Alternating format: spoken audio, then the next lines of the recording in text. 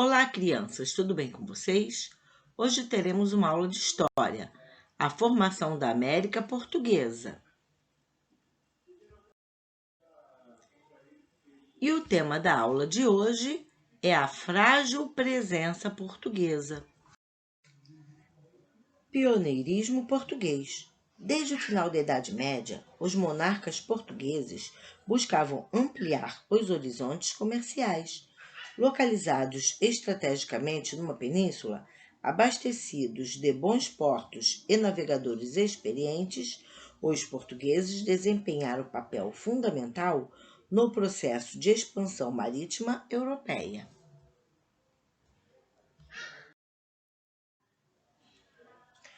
Porém, navegar nos séculos XV e XVI era arriscar-se em embarcações ainda precárias para enfrentar mares desconhecidos.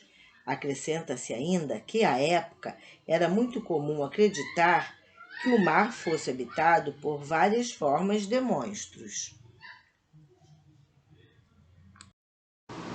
O período que separa a conquista por mar da cidade de Ceuta, no norte da África, em 1415, a chegada da esquadra marítima de Pedro Álvares Cabral ao território que viria a ser o Brasil em 1500, foi marcado por muitas viagens e aventuras de diversos navegadores. Gil Eanes contornou o Cabo Bojador.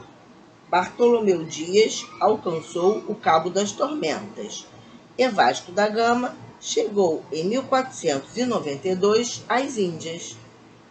Para os feitos desses navegadores contribuíram o aperfeiçoamento da categoria e de tecnologia de navegação, como o surgimento de novos instrumentos náuticos e a criação de novas embarcações, como a caravela.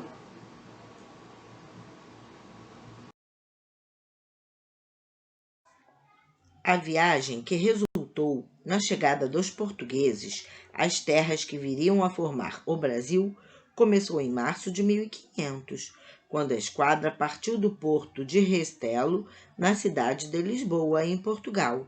O comandante português Pedro Álvares Cabral foi o escolhido pelo rei Dom Manuel para chefiar a expedição. Cabral era um nobre de confiança do rei e provavelmente já sabia da existência daquelas que foram chamadas de terras do além-mar.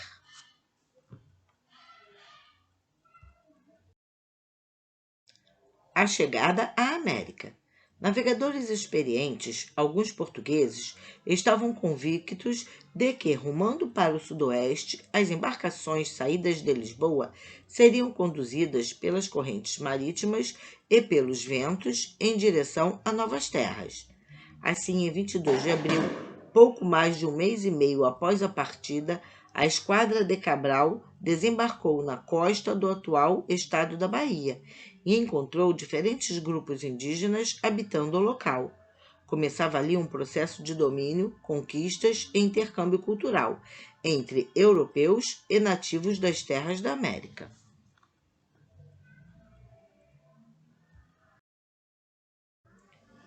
Um dos membros da esquadra cabralina era o escrivão Pero Vaz de Caminha, que descreveu os nativos e as maravilhas da terra em carta enviada em uma das caravelas de volta a Portugal para comunicar o ocorrido ao rei Dom Manuel.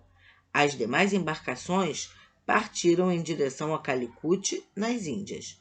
O interesse da coroa portuguesa estava ligado ao lucro que as novas terras poderiam oferecer, mas Cabral não viu indícios da existência de metais preciosos, então era preciso achar algo que satisfizesse esse interesse.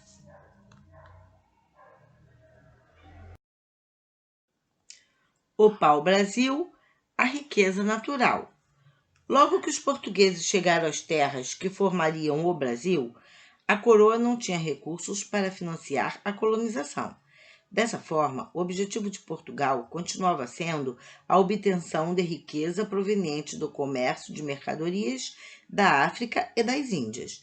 Por isso, os comerciantes portugueses viram no pau-brasil uma proposta de comércio vantajosa, pois sua extração não envolvia um grande custo com mão de obra, nem necessitava de obras estruturais e ainda proporcionava um retorno satisfatório.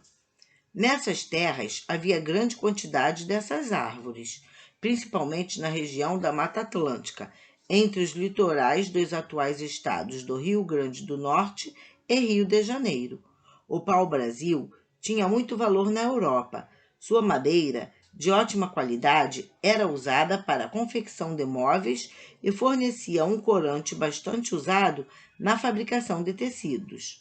Além disso, as sociedades indígenas que povoavam a região litorânea conheciam muito bem o território e se tornaram fundamentais na extração da lucrativa madeira nativa. Já a partir de 1500, a América passou a fazer parte da rota marítima dos europeus que vinham buscar a madeira avermelhada, muito útil e valorizada na Europa.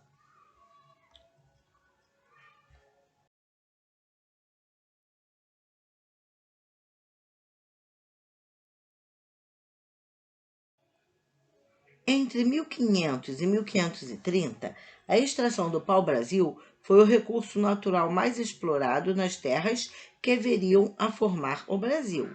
Os indígenas derrubavam as árvores e as levavam até as feitorias, ou seja, os armazéns fortificados no litoral, onde ficavam alguns homens da coroa, encarregados de intermediar as negociações entre os indígenas e os brasileiros, como eram então chamados os comerciantes de pau-brasil.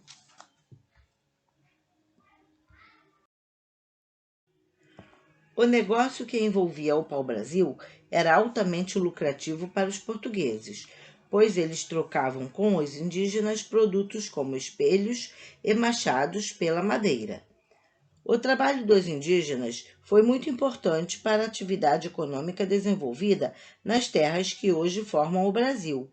Como os europeus não se aventuravam para longe da costa e chegavam em pequeno número, eram os indígenas que derrubavam as árvores, cortavam e transportavam a madeira de pau-brasil.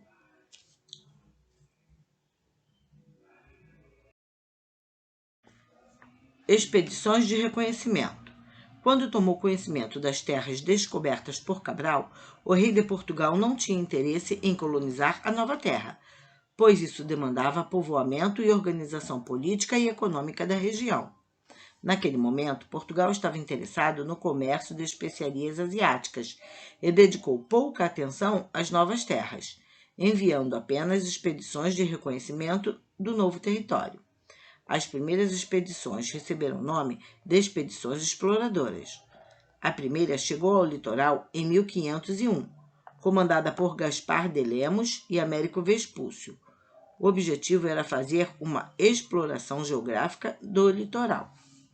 Com base nesse reconhecimento, o rei de Portugal percebeu que a região não teria o aproveitamento econômico conseguido com o comércio asiático. Sem ouro, prata ou especiarias, os primeiros viajantes relataram apenas presença abundante de pau-brasil. A segunda expedição foi enviada em 1503, sob o comando de Gonçalo Coelho, e contou novamente com a presença de Américo Vespúcio. Com essa expedição foi organizada por Vespúcio a primeira entrada ao interior. No retorno a Portugal, as naus voltaram carregadas de pau-brasil. Expedições guarda-costas. Durante esses primeiros anos de exploração da costa das terras encontradas pelos portugueses, corsários franceses, com o apoio do rei Francisco I, praticavam intensa troca com os indígenas. Essa situação foi um dos primeiros problemas enfrentados pelos portugueses, pois exigiu que eles defendessem as novas terras da constante presença francesa. Para tanto, a primeira solução dos portugueses foi organizar as expedições guarda-costas, cujo objetivo era proteger o território das incursões piratas, tarefa quase impossível diante da extensão da costa brasileira. Ao fiscalizar determinada região, outras tantas ficavam desprotegidas e à mercê da pirataria e do escambo dos franceses com os povos indígenas. Além disso, os franceses usaram a rivalidade dos grupos indígenas a seu favor.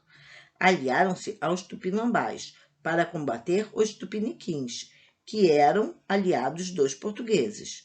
Entretanto, os franceses foram derrotados e os tupinambás massacrados. A fim de garantir o monopólio na exploração da costa e expandir esse processo para outros recursos naturais, a coroa portuguesa foi se rendendo ao fato de que era necessário iniciar a efetiva colonização das terras na América. E este foi o recado de hoje sobre a frágil presença portuguesa. Espero que tenham entendido e tenham gostado do vídeo. Deem um like, se inscrevam em meu canal e até o próximo vídeo.